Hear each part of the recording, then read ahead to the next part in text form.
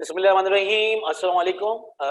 Today we are going to start the topic which is related with chapter number 2 state of matter जो belong कर रहा है first year chemistry से और नाम है इसका जर्नल गैस इक्वेशन और इसको हम इक्वेशन ऑफ स्टेट भी कहते हैं. ठीक है. It is also known as ideal gas equation. Journal gas equation is the combination of Boyle's, Charles and Avogadro's law. Journal gas equation असल में कॉम्बिनेशन है बॉयल, चार्ल्स और एवोगाड्रोस लॉ का. तो हमने यहाँ पर सबसे पहले देखे थे parameters of gases. There are 4 parameters of gases: pressure, volume, number of moles and temperature. इन 4 पैरामीटर्स में अगर दो के दरमियान रिलेशन डेवलप किया जाए, मे बी डायरेक्ट और इनडायरेक्ट, और बाकी दो क्या हो कांस्टेंट, तो इसको हम कहते हैं gas law. Gas law is the relationship between two variables या two parameters while the other two parameters are constant is known as gas law. Journal gas equation is the combined relationship between Boyle's, Charles and Avogadro's law, जो कि हम last lecture में discuss कर चुके हैं. According to Boyle's law, volume of a gas is inversely proportional to the pressure but at constant temperature. Same method is according to Charles law, volume is directly proportional to absolute temperature at constant pressure. And last one will be Avogadro's law. इसमें भी volume का relation है number of moles के साथ eight constant temperature, pressure, direct relationship.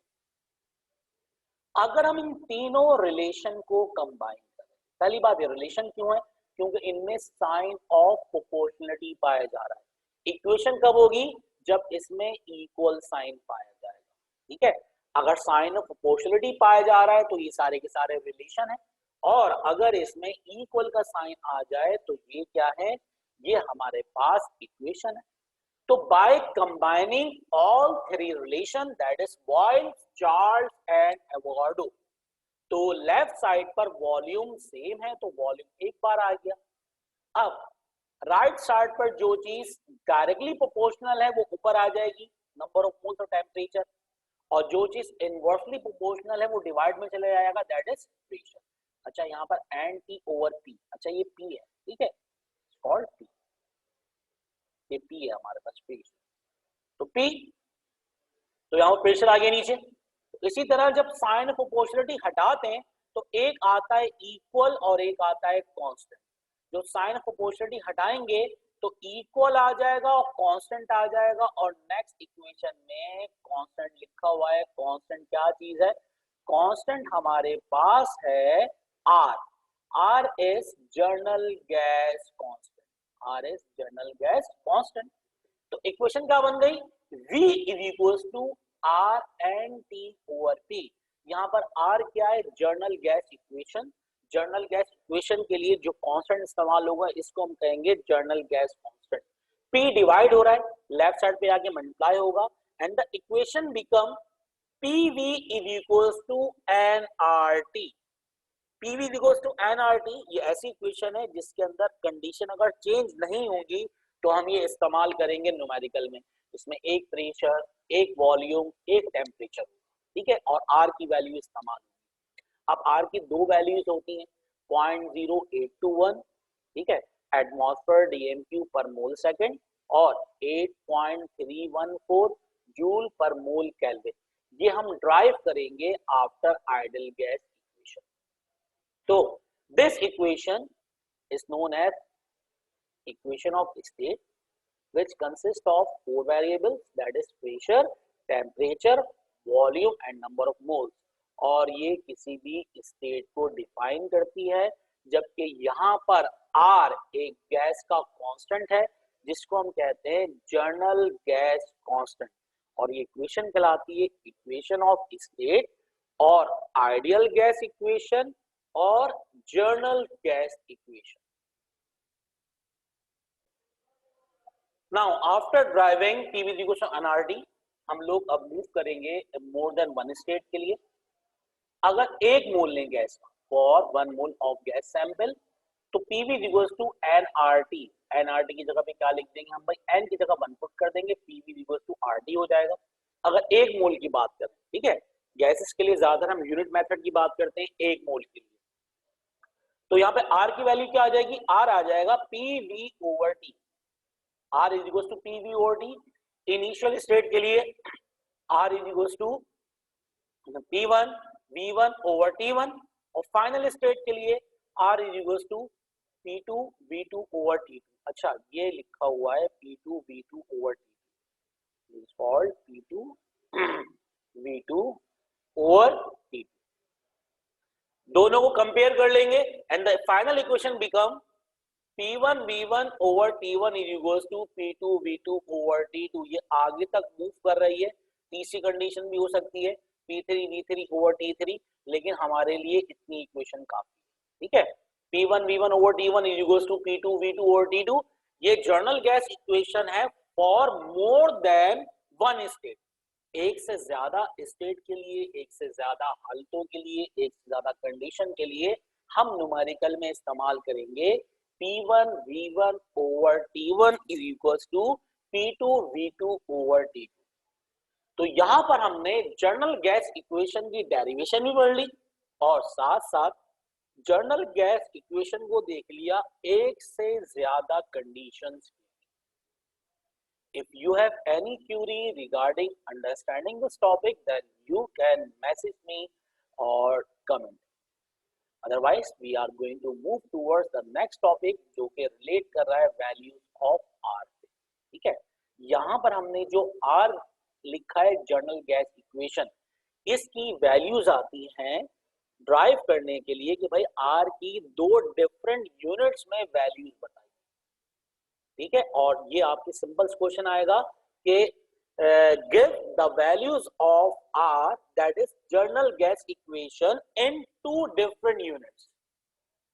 number one is when P is expressed in atmosphere and V in liter और dm cube।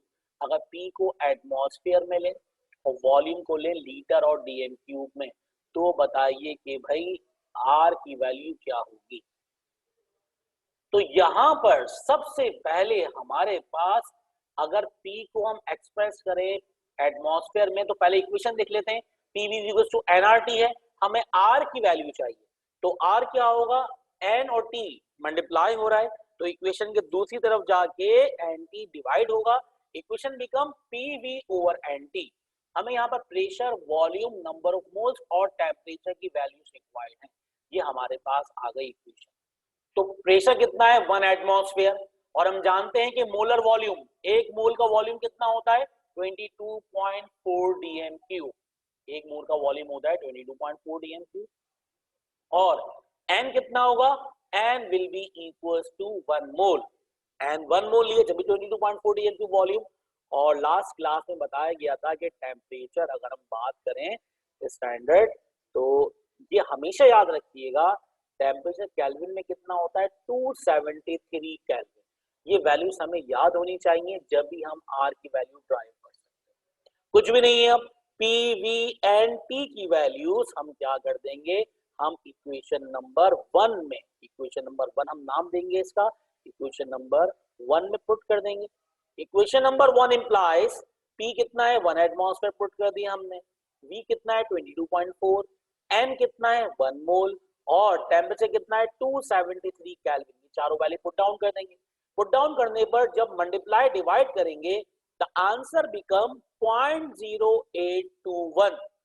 ऊपर atmosphere लिखा हुआ है तो एटमॉस्फेयर आ जाएगा, और डीएम क्यूब लिखा है तो डॉट डाल के डीएम क्यूब लिख देंगे। नीचे क्या लिखा हुआ है, मोल और केल्विन। अब मोल लिखा हुआ है डिवाइड में 1 ओवर मोल, तो मोल जब ऊपर लेके आएंगे, इसको हम पढ़ेंगे मोल इनवर्स, मोल की पावर -1, इसको पढ़ेंगे mole inverse.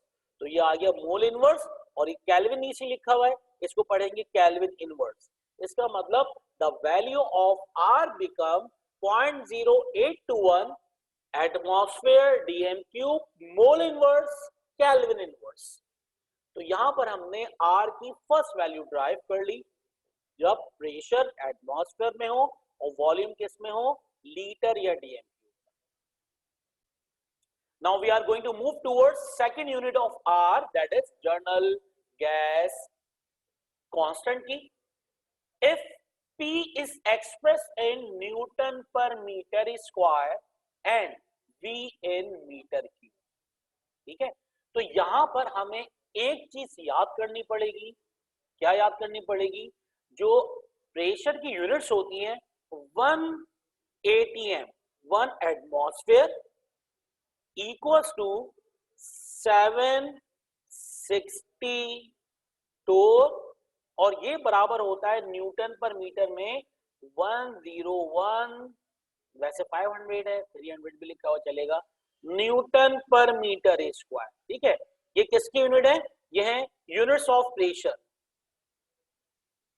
Units of pressure. तो ये आ गई हमारे पास units of pressure, that is 1 atmosphere, 760 torr और 101324 300 newton per metre square, these are the units of pressure. Second हमारे पास, सेकंड क्या है भाई, सेकंड देखें तो एक चीज और, वो क्या है, ये होगा यूनिट्स ऑफ प्रेशर। अगर हम बात करें वॉल्यूम की, तो 1 डीएम क्यूब में 1 DM cube contain 1000 CM cube. इसी तरह 1 metre cube contain 1000 DM cube. इसका मतलब जब हम डीएम क्यूब, मीटर क्यूब से हम डीएम क्यूब में जाएंगे, तो ये दोनों डीएम क्यूब सीएम क्यूब किसकी यूनिट है, ये यूनिट है वॉल्यूम की। तो अगर हम देखें जरा गौर से इनको, अगर हम जब डीएम क्यूब से मीटर क्यूब में जाते हैं, डीएम क्यूब से जब मीटर क्यूब में जाएंगे तो डिवाइड करवाएंगे 1000 से, डिवाइड किससे करवाएंगे, 1000 से, ठीक है। तो एक दो चीजें याद होनी चाहिए हमें ये सॉल्व करने से पहले। अगर हम मीटर क्यूब से जा रहे हैं डीएम क्यूब में तो मल्टीप्लाई करेंगे 1000 से। अभी हमारे पास वैल्यू थी 22.4, 22.4 को हमने डिवाइड किया 1000 से तो बी आ गया 0.0224। प्रेशर हमें याद होना चाहिए 101 न्यूटन पर मीटर स्क्वायर, मोल 1 है, temperature 273 kelvin.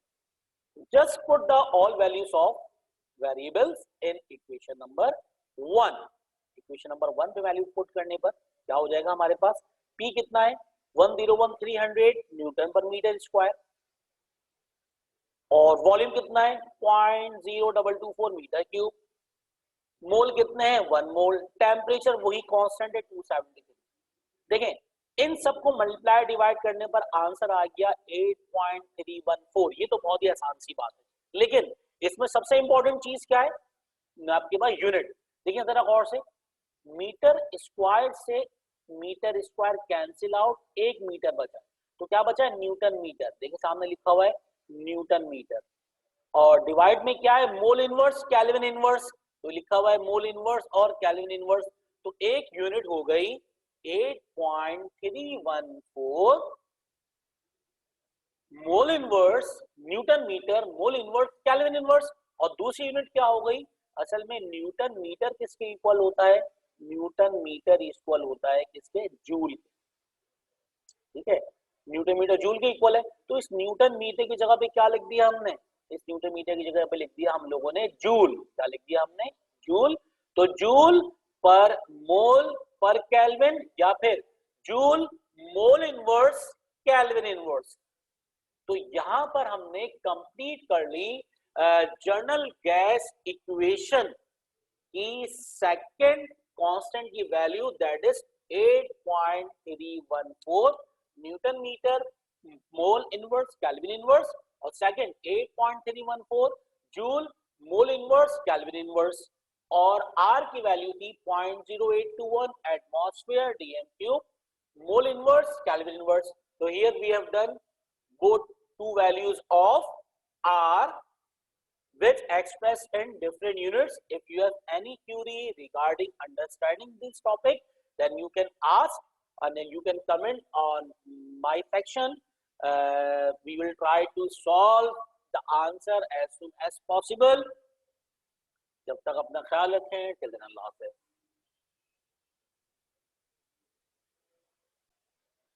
So now we are going to move towards the differentiate between ideal and non-ideal gas. Non-ideal gas को हम real gas भी कहते हैं। Ideal gas. Ideal gas is an imaginary gas which does not exist in the universe. Ideal gas एक ऐसी gas होती है जो कि universe में exist नहीं करती। Ideal gas occupy no space. Ideal gas कोई वॉल्यूम ऑक्युपाई नहीं करती। Third, there are no attraction और repulsive force present among their molecules.